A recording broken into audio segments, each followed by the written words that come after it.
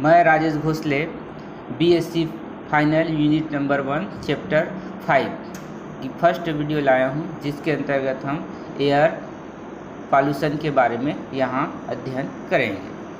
Target दिया गया है जिसके अंदर वायु प्रदूषण का हम अध्ययन करेंगे, जिसमें कुछ बिंदु लिया गया है जिसके अंतर्गत पर्यावरण प्रदूषण के शब्दों के बारे में है, उसके अवधारणा के बारे में है, संगठन के बारे में है और मानव के स्वास्थ्य पर किस प्रकार से दुष्प्रभाव पड़ता है उसके बारे में है, मापकों के बारे में है और इसके अलावा कुछ दिवसों के बारे में भी यहाँ चर्चा करेंगे। तो इसके अलावा हम ओजोन परत और ग्रीन हाउस प्रभाव के बारे में पृथक पार्ट 2 वीडियो तैयार कर उसका अध्ययन किया जाएगा।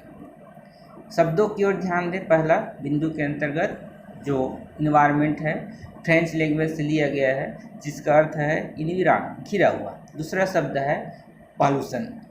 पॉल्यूशन लैटिन लैंग्वेज से लिया गया है, जिसका अर्थ है पॉल्यूटेनियम, दूषित करना।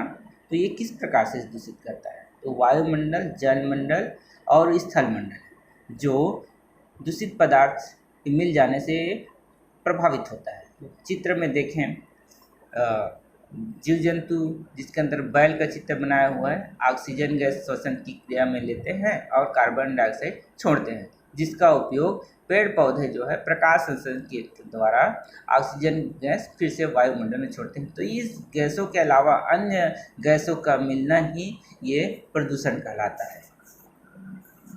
इसको दूसरे टॉपिक के अंतर्गत देखें, हिंदी के अंतर्गत पर्यावरण, परिधनावरण, पूरी तरह से आवरण ढकने वाला। दूसरा शब्द है प्रदूषण, दूषित घटकों का मिलना या दूषित करना। अतः हम कह सकते हैं कि पर्यावरण में दूषित तत्वों का मिलना ही पर्यावरण प्रदूषण कहलाता है। तो ये एक निश्चित अनुपात में पाया जाता है, परंतु मानवीय गतिविधि या अन्य कारणों से घटकों का अनिश्चित हो जाना ही पर्यावरण कहलाता है, प्रदूषण कहलाता है।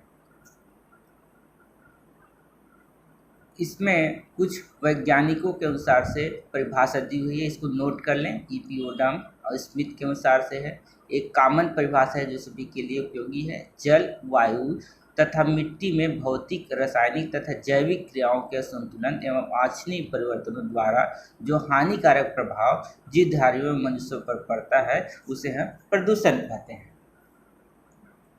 वायुमंडल में गैसों की एक निश्चित प्रतिशत मात्रा पाई जाती है, जिससे वातावरण संतुलित रहता है और सभी जीवधारियों के लिए ऑक्सीजन श्वसन में सहायक होती है। इसके अलावा यदि किसी गैस के वायुमंडल के प्रतिशत बढ़ता है तो वह वायुमंडल को असंतुलित कर देता है और मानव जीवन के लिए घातक सिद्ध होता है। वायु के महत्ता के बारे में अपन ध्यान दें। वायु जो एक श्वसन के लिए आवश्यक होता है। भोजन एक बार नहीं मिलने से कुछ समय आदमी जिंदा रह सकता है, परंतु वायु के नहीं मिलने के कारण से ये कुछ मिनट भी आदमी जिंदा नहीं रह सकता। इससे इसके महत्व का पता चलता है। तो वायुमंडल में नाइट्रोजन गैस, ऑक्सीजन गैस और कार्बन डाइऑक्साइड गैस पाई जाती है, जिसमें क्रमशः 78, 21 और 0.03% पाई जाती है। इसमें कुछ जल वाष्प भी होता है, कुछ अक्रिय गैसें होती है, जिसमें सर्वाधिक आर्गन है। एक परिभाषा और दी गई है WHO के अनुसार से, इसमें वायु की अवयव उपस्थित का उस मात्रा में होना जो कि मनुष्य तथा उसके वातावरण को नुकसान पहुंचाए वायु प्रदूषण कहलाता है। उसके सोर्सों की ओर ध्यान दें। नेचुरल सोर्स जो ज्वालामुखी के निकलने से है, वैल्कोनिक एक्टिविटी है, wind, air, radio active pollutions आते हैं। एंथ्रोपोजेनिक मतलब ह्यूमन एक्टिविटी के द्वारा, माइनिंग है, स्मेल्टिंग है, इंडस्ट्री, पावर प्लांट वगैरह, बिल्डिंग वगैरह बनाने से है, एग्रीकल्चर के द्वारा है, कुछ स्मोकिंग करने के द्वारा भी ये पॉल्यूटेंट कहलाते हैं। तो ये पॉल्यूशन होता है। पॉल्यूटेंट शब्द वे पदार्थ होते हैं या रसायन या कारक हैं जिससे प्रदूषण होता है और इको तंत्र का संतुलन भी करता है। अर्थात हम ये कहें कि वायु प्रदूषण जिसके कारण होता है उसे हम पॉल्यूटेंट कहते हैं। तो उन कारणों के बारे में अपन यहाँ अध्ययन करें। जैसे पहला कारण दिया हुआ है प्राइमरी पॉल्यूटेंट, दूसरा है सेकेंडरी पॉल्यूटेंट।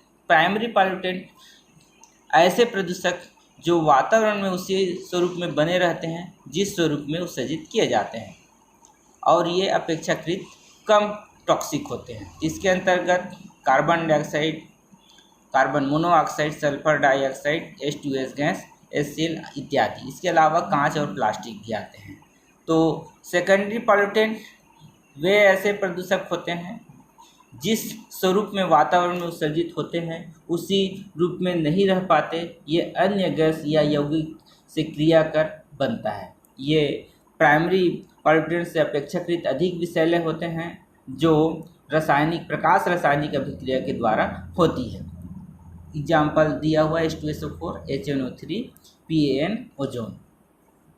तो एयर पॉल्यूशन की क्वेश्चंस अगला देखेंगे, थोड़ा चित्र के द्वारा समझाने का हमने प्रयास किया है। ये एक कार है,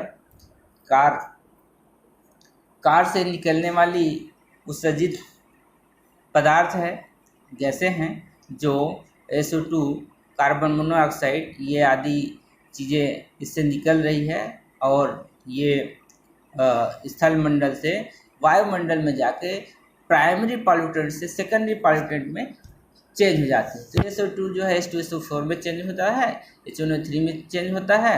इसके अलावा PNA भारी तत्व का भी इसके द्वारा निर्माण होता है जो PNA कहलाता है। इसमें क्वांटिटी के अंतर्गत, इसी के अंतर्गत अपन देखें कुछ सोर्सेस क्यूजेज हैं जिसके कारण से ये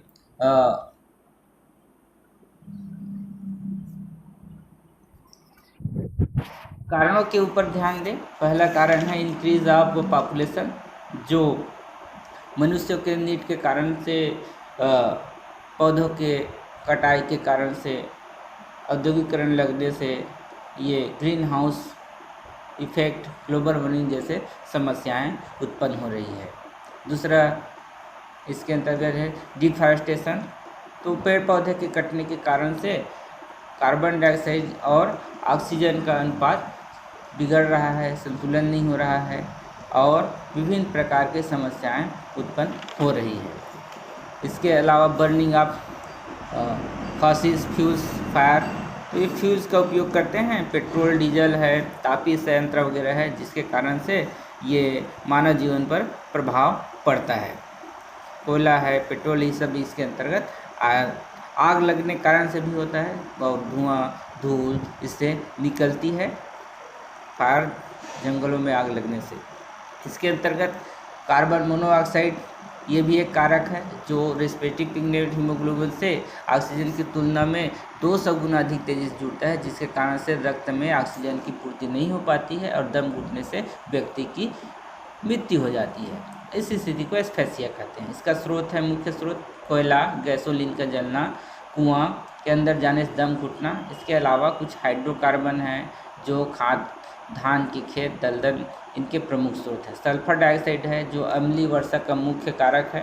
फेफड़े एवं अन्य आँखों के रोग, मोथरा रिफाइनरी से निष्कासित सल्फर डाइऑक्साइड ताजमहल की पीलेपन के लिए प्रमुख कारक हैं। चार्ट दिया हुआ है, चार्ट का अच्छे से इसको नोट कर लें जिससे लिखने में सुविधा हो। डेवास्टेट दिया हुआ है, इसके सीट के निर्माण से तीव्र सांस संबंधी कैंसर होने की आवश्यकता होती है। कैडमियम उद्योगों से होती है जो हृदय को बुरी तरह से प्रभावित करता है। कार्बन डाइऑक्साइड का भी चर्चा किए और ईंधन के जलने से होता है, सांस लेने तभी। कार्बन मोनोऑक्साइड के बारे में हमने चर्चा फिर से यहाँ चार्ट में बताया गया है। वाहनों से निकलता हुआ धुआं, ईंधनों का जलना जिससे सांस लेने में तकलीफ, सिर दर्द जैसी समस्याएं उत्पन्न। एक है प्रमुख फ्लोरोकार्बन जो रेफ्रिजरेटर जेट से निकलता है, स्पंज फैक्ट्री से, पेंट से।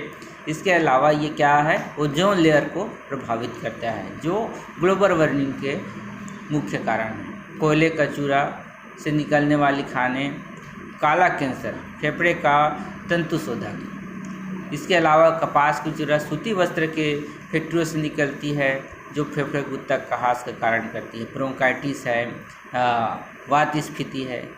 हाइड्रोकार्बन जीवाश्म ईंधनों का जलना फेफड़ों पर कैंसरकारी प्रभाव करता है। किडनी, कहास, हाइपरटेंशन, आँखों एवं नाक गले में जलन, अस्थमा, ब्रोंकाइटिस, श्वसन तंत्र का ह्रास। और सीसा अपूर्ण दहन, दूषित पेट्रोल के उत्सर्जन से, शीशा युक्त पेट्रोल उत्सर्जन से ये मस्तिष्क तथा केंद्रीय तंत्रिका तंत्र को प्रभावित करता है, किडनी को हानि करता है, क्षीण बुद्धि हो जाती है। पारा ये भी एक उद्योग से निकलने वाला मरकरी है जो तंत्रिका तंत्र का विकार, निद्रा, स्मृति, लचीलापन के लिए कारक होता है। CFC ये भी एक प्रमुख कारक है, क्लोरोफ्लोरो कारक जो भी ये चर्चा किए हैं वो रेफ्रिजरेटर, एयर कंडीशन पेंट से मिलता है। ओजोन लेयर ये स्ट्रेटोस्फीयर में पाया जाता है जो हमारी अल्ट्रावायलेट किरणों से रक्षा करती है। ये धरती से मोटा 25 किलोमीटर होती से मापने की इकाई डायप्सन है जो उत्परिवर्तन एवं त्वचा के स्तर पर्यावरणिक किरणों से होता है। इसका अध्ययन पृथक से वीडियो में डिटेल अध्ययन किया जाएगा। ग्रीन हाउस प्रभाव ये मुख्य रूप से इसके स्रोत हैं carbon dioxide, methane, CFC, chlorofluorocarbon, halogen, ozone, nitrous oxide, nitrogen dioxide, जल वाष्प। ये इसका भी हम पृथक अध्ययन करेंगे, परंतु थोड़ा सा इसके बारे में जानकारी दिया हुआ है। इसकी खोज जॉन हिंडल ने किया था और धरातल से जब सौर ऊर्जा किरण धरातल से परावर्तित होकर सूर्य किरणें अपेक्षाकृत अधिक तरंगदैर्घ्य होने के कारण वायुमंडल में ही रुक जाती है और वायुमंडल के तापमान में वृद्धि करती है। इसे ग्रीन हाउस प्रभाव या ग्लोबल वार्मिंग कहा जाता है। चित्र के माध्यम से अध्ययन करने का प्रयास करें तो ये सूर्य का प्रकाश, सूर्य सौर किरण आ रही है और ये 2 लेयर बताए हुए हैं। तो ग्रीन हाउस गैसें इसी फर्स्ट लेयर में आ जाती है। उसके बाद जो अधिक तरंगदैर्घ्य होने के कारण, वेव होने के कारण से ये सेकंड लेयर में आ जाने के कारण से ये यहाँ का जो तापक्रम है गर्म हो जाती है। तो मतलब ये आपतित क्रिया होती है और उससे कुछ मात्रा जो है परावर्तित हो जाती है और कुछ जो है पृथ्वी पर ही रुक जाती है, जिसके कारण से यहाँ का जो तापक्रम है वो गर्म हो जाता है और जब तक यहाँ रहता है तब तक ये पृथ्वी जो है ये अवशोषित करती, उत्सर्जित करती रहती है और जब तक कि तरंग किरण जो है शेष नहीं रहता। इस तरह से यहाँ का जो तापक्रम है बढ़ जाती है। तो ये कार्बन डाइऑक्साइड या अन्य गैसों का बढ़ना ही ग्रीन हाउस प्रभाव कहलाता है। इसका प्रभाव देखें, ग्लोबल वार्मिंग औसत तापक्रम वृद्धि से, धुओं में बर्फ का पिघलने से, समुद्र के जल स्तर में वृद्धि से, तटीय नगरों एवं दूसरे के डूबने का खतरा, मौसम में परिवर्तन, ठंडे देशों में वनों में आग की समस्या, तापमान में वृद्धि, ये सभी चीज़ें इसके प्रभावित करती हैं। इसका अध्ययन पृथक से पार्ट 2 में किया जाएगा। इसका मापन की इकाई की ओर ध्यान दें तो ppm पार्ट पर मिलियन, माइक्रोग्राम पर क्यूबिक मीटर 2 मापक हैं। एक मीटर समझाने का प्रयास किया गया है। इसमें अभी तो खैर लॉकडाउन के कारण अभी कम ही स्थिति बताई हुई है, परंतु ये अपन पेपर का कटिंग लिए हुए हैं, उसी जिस समय वीडियो बना था उसी का समय है। तो इसमें जो नॉर्मल है, संतोषजनक है, मध्यम है, खराब है, बहुत खराब है, गंभीर और चिंताजनक 401 से 500 के बीच में। तो जयपुर, चंडीगढ़, बेंगलुरु, गुरुग्राम और कोलकाता ppm का स्तर बताया हुआ है। PM का 2.5 का पॉइंट का स्तर इसमें दर्शाया गया है।